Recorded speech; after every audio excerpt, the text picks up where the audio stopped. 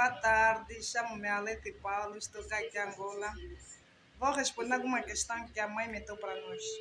Sataza Musali na Nzambe, to aza adversaire a Nzambe, to aza travailler a Nzambe. Sata akoka kozala adversaire a Nzambe te. Yazalaki travailler a Nzambe, puna yazalaki angelu ya Nzambe. Yaza adversaire a Nzambe te, puna makambo Nzambe asalaka, ye akoka kosala te. Yaza adversaire a Nzambe te, azalaki angelu ya Nzambe. Puna kiteti na ye, alinga kompeti na Nzambe, Nzambe akitisaki awa na si. Mutema mabe. Akitisaki ye awa na si. Ya mibale, soki omoni mutu azofinga Nzambe na yo, okobunda to okoboma mutu wana.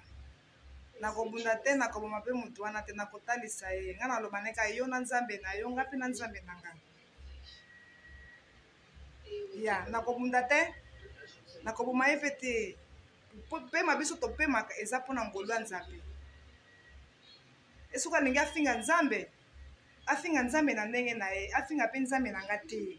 Pinga so na opema eza pona ngolo ya Nzambe. Nakobunda te, nakotalisa ye kaka.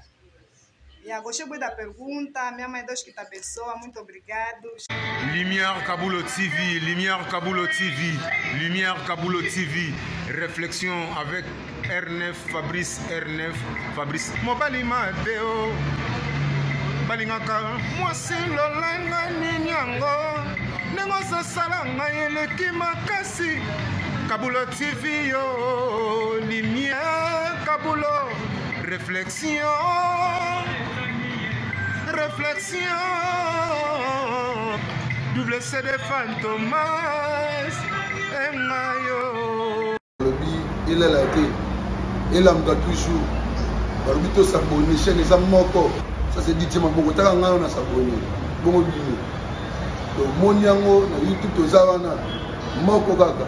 Réflexion, trop bandela. Réflexion. Réflexion, lumière Kamboul, Yangwana, Balai qui est ça la biso bien. Tous en ciment pour. Et ça la j'ai. Bongo. Toujours.